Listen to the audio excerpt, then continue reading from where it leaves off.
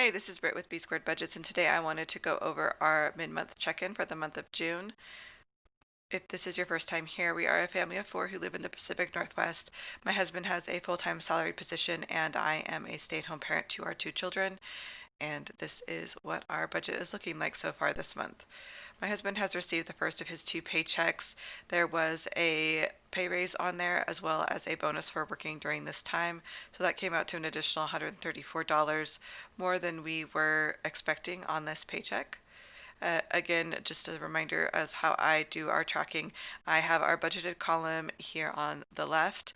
I at the beginning of the month have this actual column be exactly the same as the budgeted, and then as more information comes in, this column gets adjusted so that even before those payments are received, if I know that they're going to be more, I can already see where our numbers will be at the end of the month. And then our current column is reflective of where we are at this date today and what has been received and what has been spent. I have received two of the paychecks from the side job that I have recently started. I do expect that I should be getting one more. At the beginning of the month, I had only budgeted for two, but just the way the pay periods are landing, I am anticipating to get a third paycheck from that stream of income. And in our other incomes, I have been doing some childcare and we have sold some things online. So we have resulted in an extra $433, bringing our total of extra income to $691 so far this month. I definitely like to budget for less than I think we are going to receive, just not anticipating those streams before I am sure that they are coming in. In our spending, we have spent 680 of our grocery budget. All of our other tracking I do in these individual trackers over on the side so that I can see at a glance exactly how much we've spent, where we've spent it, and how much is remaining in any particular category. So this is how we are looking for grocery. We do spend a lot of money on food. It's definitely the one place where we could probably save more money. This is a lot of stuff that is going to surplus and things that we do carry on in other months.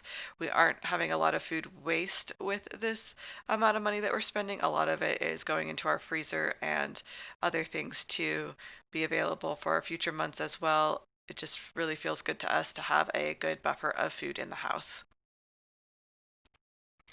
In our miscellaneous spending, we have only spent $15.99 in that category, so we are looking to be on track for there.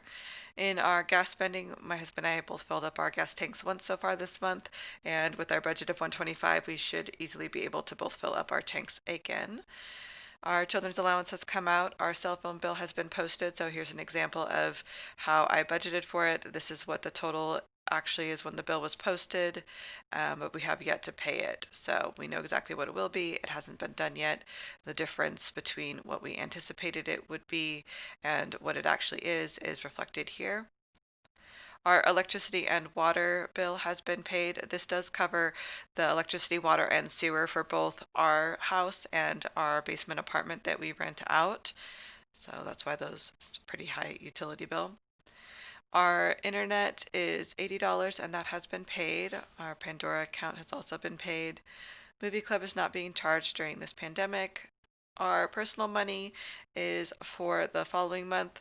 I originally set this up when we were doing this money in cash. We have since changed to doing this all electronically, so it doesn't really feel as imperative that we are budgeting for the month ahead, but that's just a system I've been using and will use until I decide to change that. But traditionally, this gets pulled out at the end of the month to fund the following month. We have done one trip to the dump so far this month, and that's all we were planning on doing, and that was 1150 as predicted. We have one activity that our kids do, which we have done but have not yet been charged for or paid for, so that has not yet come out of the current column.